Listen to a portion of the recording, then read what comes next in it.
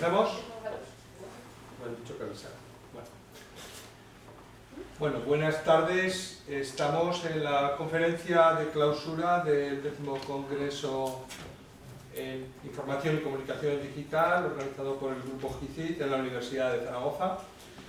Y vamos a tener el placer de escuchar y luego poder charlar con el doctor Octavio Islas, catedrático emérito del Tecnológico de Monterrey, doctor en Ciencias Sociales, con una ingente obra, más de 15 libros y 80 artículos sobre ecología de los medios, estructura de la comunicación, pero yo destacaría sobre todo sus grandes contribuciones, que es la reflexión del prosumer, de cómo los ciudadanos nos convertimos en productores y consumidores en el mundo de Internet, sobre lo cual lleva ya muchísimos años reflexionando. También me gustaría destacar que tiene una faceta que es muy importante en el ámbito de la producción científica, que es fundador y editor de una revista, la revista Razón y Palabra, y eso es algo que muchas veces no se suele destacar los académicos, pero que es muy de agradecer a quienes optan por invertir horas y horas de esfuerzo para que el conocimiento científico pues, pueda ser compartido. También me gustaría destacar otra faceta suya como columnista, desde hace más de 15 años, profesor en México. Ahora tenemos la suerte de tenerlo afincado aquí en España y poder disfrutar de su magisterio, y le cedo la palabra al doctor Islas. Bueno, muchas gracias, un privilegio estar con ustedes, Carmen. Muchas gracias a todo el equipo, al grupo de trabajo, formidables, una experiencia muy grata conocerles, admirar lo que están haciendo, esa es la palabra. Y me siento muy honrado de que entre tantas personas que podían estar aquí pues pensaron en mí, y es una responsabilidad enorme. A ver si no los aburro. Bueno, les preparé una presentación, a ver si les gusta. Miren, creo que más daño puede perpetrar una inteligencia tonta, por ejemplo una burocracia, que la inteligencia artificial. Con Fernando Gutiérrez, que hice mucho trabajo, ellos lo conocen, en el TEC de Monterrey, hicimos, imagínense, el sistema de Internet de la Presidencia de México, de Pemex, la Cámara de Diputados, la Cámara de Senadores, la primera revista digital, posiblemente no en Iberoamérica, en el mundo, Razón y Palabra. Una vez en un evento, Miquel de Moragas me increpó, me dice, ¿por qué dices que Razón y Palabra es la primera revista digital en el mundo? Porque lo es, mucho antes que Latina, para empezar, y mucho antes que cualquier otra revista, pero eso es otra situación. Hicimos un trabajo colectivo muy bonito en esos años, y siempre pensamos que el peor enemigo que teníamos enfrente pues era la burocracia. Entre la más formidable de las tecnologías y una burocracia, debemos decirles que gana la burocracia. Bueno, ¿por qué es tan especial el día de hoy? Hoy es un día bien especial, particularmente especial. Y podríamos ser totalmente egocéntricos y decir, bueno, pues es porque estamos aquí. No solamente por eso, que es un privilegio de vida, por supuesto. Fíjense que hace un año, OpenAI lanzó ChatGPT, precisamente, hace un año, y el mundo cambió. Puede ser un parteaguas, palabra hermosa, se lo escuché a Octavio Paz, en el laberinto, en Posdata, y establece un antes y un después en todo. Entonces, el 30 de noviembre de 2022 cambió el mundo. El metaverso, yo lo estaba estudiando mucho, publicamos hace muchos años un libro sobre Second Life, que fue uno de los primeros metaversos. Dirigí un proyecto muy fuerte en el TEC sobre Second Life. Invertimos cientos de miles de dólares para desarrollar una isla, un ambiente de aprendizaje. Les enseñamos a nuestros alumnos, un grupo interdisciplinario con ingenieros, a programar, a que los avatares se movieran, y llegaban a su casa y se sentían frustrados. Para que levante la mano mi avatar pasa media hora. Carlos Slim, uno de los 10 hombres más ricos del mundo y un perfecto miserable, perdón. Entonces teníamos velocidades Slim y todavía de hecho las tenemos. México se ubica entre los países cuyo promedio en banda ancha fija y banda ancha móvil está abajo del promedio mundial en velocidad. Y eso genera una brecha bien importante hoy, brechas de velocidad. Bueno, rápido lo que hablo en plural porque buena parte de la presentación también le metió mano a mi esposa. Introducción, fundamentos de Media Ecology, la robótica y muchas otras voces, como ambiente y leyes de la robótica, desarrollo de inteligencia artificial, los riesgos, orden, demasiado pronto, demasiado tarde. Pues bueno, este es Marshall McLuhan.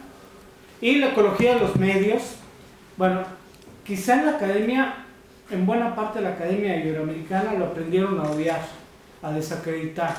Un tecnooptimista, gringo, estructural funcionalista. No era gringo, era canadiense. Sí. Y tampoco se inscribe en el estructural funcionalismo, sino en la ecología de los medios. ¿Qué es la ecología de los medios? Pues fíjense que es una compleja metadisciplina. En términos de pensamiento complejo, algo que no puedes explicar con una sola ciencia. Necesitas muchas ciencias y artes para poder justificar la pertinencia del objeto de estudio de aquello. Bueno, sí, ¿y qué es? Cómo los hombres y las sociedades a través de la historia han sido transformados por la tecnología. Eso es. Y los medios son tecnología. Eso sí le enseñó McLuhan a la Academia de Comunicación, cuyo nombre correcto es Comunicología, que no hemos logrado asimilar del todo. Los medios son tecnologías. Y las tecnologías vamos desde la invención del alfabeto fonético. Ojo, invención. Tomamos millones de años en poder inventar un alfabeto fonético, ¿sí? Hasta la inteligencia artificial y el transhumanismo, ¿sí? Como ambiente.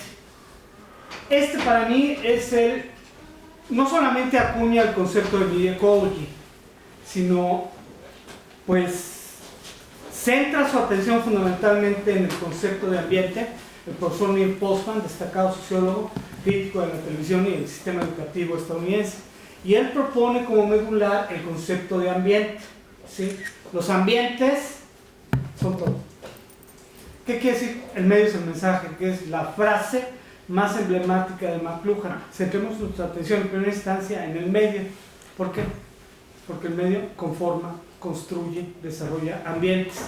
Y nosotros nos comportamos en esos ambientes. Piensen ustedes en la blogósfera y los blogs. José Luis Orihuela de Navarra diría: el medio de comunicación más importante después del cine y la televisión. ¿Y saben qué? Los blogs duraron muy poco, demasiado poco. Entonces, pues hacia el futuro no hay líneas rectas. Tampoco podemos decir que ChatGPT y la inteligencia artificial como la conocemos necesariamente tiene que ser lo que estamos especulando hoy en día. ¿Qué puede ocurrir? Variables extrañas, el azar, la incertidumbre que no conocieron los griegos y que en un momento dado modifican todo el plan, ¿sí? Entonces, bueno, aquí tienen la Media Ecology intenta hacer esta especificación sobre los ambientes, sobre las tecnologías, qué tipo de papeles nosotros desempeñamos gracias a las tecnologías. Pero no es únicamente un determinismo tecnológico, aunque ahorita les voy a platicar una cosa importante. Korzybski, el padre de la semántica general, lo descubrió Postman en Landstream a partir de hurgar en la historia. Ayer que estaba escuchando a Santi sobre la virtud del pensamiento histórico, el descubrir cosas que quizá no eran tan relevantes en su momento, pero que hoy admiten otro significado porque es fundamental la historia. Un ejercicio interesante en la ecología de los medios fue descubrir la semántica general, ¿sí? Ahorita van a ver por qué en particular. Entonces, yo sintetizaría: la Media Ecology es el estudio de los media como ambientes. También los media entendiéndolo como tecnologías, como medios de comunicación, como lenguajes, o sea, bajo la versatilidad macrologiana que con el concepto media explicaba muchísimas cosas. tenemos, fíjense, procesos de interacción químicos, físicos y simbólicos. Entonces, aquí hago una intersección a Manuel Martín Serrano, padre de la Academia Española de Comunicación, primer catedrático allá en 1976, y fundador de la Complutense, de la Escuela de Comunicación de la Complutense. Él propone una paleontología de la información y dice que estudiamos mucho la comunicación desde una perspectiva cultural cuando tenemos que ir más allá. ¿Cómo? Él establece una relación muy interesante entre evolución, vida, información y comunicación, y no está nada perdido. Hay ambientes químicos, físicos y simbólicos. Eso lo aprendimos finalmente de la semántica general, pero por donde yo iba es toda la teoría del campo unificado que Einstein había abierto y que planteaba que para poder ir del Big Bang, el Big Crunch en nuestro universo, los intercambios entre energía y materia que posibilitaron nuestro universo fueron intercambios de información. Intercambios de información. Chequen ustedes lo que se plantea. Entonces, un cuate muy inteligente que al rato vamos a ver, se llama Ray Kurzweil, es el jefe de ingeniería de Google, que ha hecho una serie de pronósticos bien importantes. Mi hijo tiene el privilegio de trabajar con él. Él es experto en inteligencia artificial. Entonces, tener un tutor como Kurzweil, pues es... Pero me dice que, le estaba comentando a alguien, todas las semanas en Google, él está en Seattle, donde está el equipo fuerte, en un momento dado de ingeniería, no los marketineros, así los desprecian, que están en Silicon Valley. Dicen, cada semana nos corren gente y me pueden correr a mí. ¿Y por qué? Pues porque la inteligencia artificial programa mejor y más rápido que todos nosotros. Entonces, si creíamos que la inteligencia artificial iba a desplazar únicamente tareas repetitivas, odiosas y feas, fíjense que no. Cirujanos, pilotos aviadores, médicos, periodistas, por supuesto, publirelacionistas también, pueden ser en un momento dado desplazados por la inteligencia artificial. Sí, en los ambientes físicos, químicos y simbólicos hay intercambios complejos de información. La célula misma es una estructura compleja de información con enormes intercambios hacia su interior, ¿sí? Y no solamente los hombres nos comunicamos. Voy a terminar con un paisaje sonoro de un agujero negro que emite sonidos. ¿Qué nos quiere decir? Quizá podríamos utilizar la inteligencia artificial para ver si nos quiere comunicar algo. Bueno, entonces, las conocidas leyes de la robótica de Isaac Asimov, un relato anticipatorio, Carrusel, 1942, aquí las tienen, ¿sí? Si un robot no hará daño a un ser humano, o por inacción, permitir que un ser humano sufra daño, un robot debe realizar las órdenes dadas por los seres humanos, excepto si estas órdenes entran en conflicto con la primera ley. Tercero, un robot debe proteger su propia existencia en la medida en que esta protección no entre en conflicto con la primera y la segunda ley. En 2001, Odisea del Espacio, Stanley Kubrick, un robot que se llama HAL, que son las siglas suceden a las letras IBM, conspira contra la tripulación. ¿Por qué? Por algo tan mundano como la envidia, como el sentirte relegado. Entonces, ¿qué ocurrió? Pues en términos de computación cognitiva o sensitiva, se desarrolló una humanización negativa en ese ambiente inteligente y sintió celos de los seres humanos en la toma de decisiones. Y viene toda la trama interesante de 2001, Odisea del Espacio. Hay que tenerlo presente, ¿sí? Las referidas leyes pues son un buen propósito, pero no necesariamente te quieren decir que se habrán observado y que las van a observar los desarrolladores, tal cual. Son buenas intenciones. Había una cuarta ley: un robot no puede dañar a la humanidad o por inacción permitir que la humanidad sufra daño. Ojalá se hubiesen observado. Yo no estoy tan seguro de ello. Y la Unión Europea ha realizado una serie de planteamientos muy puntuales que extienden, y hay contradicciones profundas en ellas. Miren, por ejemplo, la imagen, que me encanta. Entonces, para gente de la tercera edad, una función sustitutiva del cariño que le puede dar en un momento dado un robot. ¿Saben ustedes que durante la pandemia un trabajo muy bueno que realizamos con Jeffrey Cole, el director del Centro para el Estudio del Futuro Digital, fue investigar el impacto en la calidad de vida de 1000 familias estadounidenses, la pandemia? ¿Qué pasó con la gente de la tercera edad? Aceleró sus competencias y habilidades digitales. ¿Por qué? Ya ser una persona grande es difícil, estar solo es más difícil. Entonces, la gente mayor rápido aprendió a utilizar Zoom en cantidad de plataformas, porque en las agendas digitales de los gobiernos, la gente de la tercera edad no son relevantes, que ya se mueran, nos estorban, ¿sí? Entonces, ellos mismos empezaron, sin los viejos cibercafés, que eran un espacio de transmisión de conocimientos y socialización, de competencias, de aprendizajes, tuvieron que aprender por su cuenta y lo aprendieron muy bien, afortunadamente.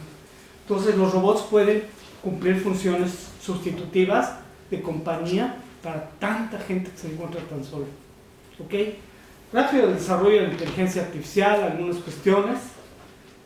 Es la capacidad de las máquinas para usar algoritmos, aprender de los datos y usar lo aprendido a través de la toma de decisiones. Ojo con el tema de la toma de decisiones. ¿Ok? El episodio en el ajedrez, que por cierto en el desarrollo del telégrafo, que es el abuelo de internet en sentido estricto, las partidas de ajedrez también estaban presentes.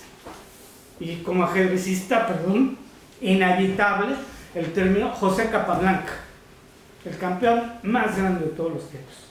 1921-1926 derrotó a Lasker, a Emanuel Lasker. ¿Cuál fue el problema de Capablanca? Pues que era un bohemio. Entonces, en alguna partida donde pierde el campeonato mundial, por andar de faldas o con el elixir del alcohol, pierde el campeonato mundial. Y el sujeto que le arrebató el campeonato jamás le dio la oportunidad de recuperar. Nunca tiene revancha. Bueno, Kasparov sí la tuvo. Y esta es más o menos la relación. Finalmente Kasparov ganó más que Deep Blue. Pero aquí lo interesante es cómo se va probando a sí misma la inteligencia artificial en teoría de los juegos, que es otro campo muy importante de conocimiento y de pensamiento estratégico, por cierto. Luego, Watson de IBM derrota a los mejores jugadores de Jeopardy. Después, DeepMind de Google vence al mejor jugador de Go en el mundo. Libratus, un programa de inteligencia artificial de Carnegie Mellon desarrollado, vence a los mejores jugadores de póker en el mundo. Esto es interesante porque en el póker se aplica el principio del Dr. House, todos mienten, ¿sí? Entonces tú no sabes si está blofeando o no está blofeando. A pesar de la mentira, el engaño y todas las mañas habidas y por haber de los jugadores de póker, finalmente Libratus fue capaz de vencerlos, ¿sí? En 2017, AlphaGo Zero, desarrollado por DeepMind, no solamente alcanza el nivel más alto de Go, sino aprende a jugar y se enseñó a sí misma a jugar. Otra de las cosas interesantes. Luego, a partir de esta situación, podríamos plantearnos si en un momento dado el test de Turing, cuando tú no eres capaz de diferenciar las respuestas que te da un agente humano de un ambiente de inteligencia artificial, habremos alcanzado la singularidad tecnológica. Ello significa que la inteligencia humana que se da de manera aritmética y la inteligencia artificial de manera exponencial. Entonces, con ChatGPT ya alcanzamos la singularidad tecnológica o no la hemos alcanzado, ¿sí? Entonces, la prueba, el test de Turing, aunque, ¿qué tipo de inteligencia estamos midiendo? Sería el primer planteamiento, ¿sí? Bueno, no se preocupen mucho porque un buen estudio universitario, bueno, aquí está el tema del test de Turing. Pues un ambiente de inteligencia podría aprender a engañar a los humanos, sí. Y de hecho, este es uno de los usos de la inteligencia artificial, se denomina juegos de proxy. Cuando en un momento dado el ambiente de inteligencia artificial es capaz de, para cumplir su meta, engañar, simular, hacer lo que sea, pero cumple su objetivo. Y podría engañar a sus programadores también, claro. Ese es uno de los temas que subyacen detrás de todo esto, ¿no? Bueno, en la Universidad de Cornell, afortunadamente, estos investigadores de San Diego, de la Universidad del Sur de California, acaban de publicar, pues hace unos días, este estudio, 31 de octubre, donde ponen a prueba el test de Turing. Y finalmente, todavía las respuestas humanas superan a ChatGPT. Todavía. Pero esto puede avanzar muy rápido. Aquí tienen al mismo Ray Kurzweil y el título de su libro más agudo sobre este tema, las singularidades, está próximo. El director de ingeniería en Google, entre sus hobbies, por cierto, está el tratar de alargar la vida, prolongar la vida. Hay gente que cree que podemos a finales de este siglo llegar a los 150 años y posteriormente a mortales. No es ciencia ficción, es parte de un desarrollo esquizofrénico, posiblemente, muy acelerado de la ciencia, que puede conducirnos a todo esto, ¿no? Y les había grabado, son como 10 minutos de Ray Kurzweil, aquí, en una conferencia muy interesante en 2014. Yo no la he escuchado. A Kurzweil en vivo, al tipo más inteligente que he escuchado en vivo, yo creo que es Tim Berners-Lee, el creador de la web. Me pareció un auténtico genio por dos cosas: tipo sencillo y su sentido del humor. Dos cualidades de la gente verdaderamente inteligente. Bueno, aquí tienen a Kurzweil, está en inglés. It was capable of a new type of thinking. Rather than fixed behaviors that non-mammalian animals have. Hay que sumarse mucho a este cuate, porque la mayoría de las predicciones que ha formulado le ha atinado. Es un tipo muy peligrosamente inteligente. Bueno, rápido platicarles un poquito de inteligencia artificial y la cuarta revolución industrial. El concepto que Klaus Schwab, el gran promotor del Foro Económico Mundial, planteó. Entonces, él dice, bueno, la columna, vamos a aceptar, en el peor de los casos, que la inteligencia artificial se represente la columna de la cuarta revolución industrial. ¿Y qué tal si no? ¿Qué tal si representa una revolución en sí misma? Entonces, es un debate interesante el que podemos comenzar a establecer en todo esto. Lo que preocupa a mucha gente es la superinteligencia artificial, no tanto la débil ni la general, ¿sí? La general estamos oscilando, la débil la venimos practicando desde hace muchísimos años, incluso hasta con los asistentes de voz. Tus asistentes personales, finalmente, son expresión de inteligencia artificial. Entonces aquí tienen, por ejemplo, ahorita determinado tipo de robots, y estos son ya paisajes muy comunes en la infraestructura hospitalaria, incluso de América Latina. Me tocó en Ecuador, en el Hospital Metropolitano, ver este tipo de aparatos, y platiqué con un cirujano. Me dice, hoy todavía el robot es un asistente, pero tengo la plena certeza que puede operar por mí y que puede operar mejor. Entonces, imagínense ustedes si en un momento dado, pues también los cirujanos pierden su trabajo, porque un robot puede tener más precisión en una intervención que el cirujano más especializado. ¿Hasta dónde puede llegar todo esto? Miren, nuestra biopeligrosidad quedó perfectamente demostrada durante la forzada y la prolongada cuarentena que tuvimos que vivir gracias a la COVID-19. Un bichito de este tamaño, invisible, además, que nos preocupó mucho. ¿Qué nos demostró? Que somos terriblemente vulnerables. Estaba pensando ahorita en Harari, en Homo Deus, y cómo sus pronósticos fallaron. El fin de las guerras. Ahí tienen ustedes Israel, Hamas, y tienen la invasión a Ucrania. Somos terriblemente humanos. Y también hablaba del fin de las pandemias, ¿sí? Y se equivocó de manera dramática.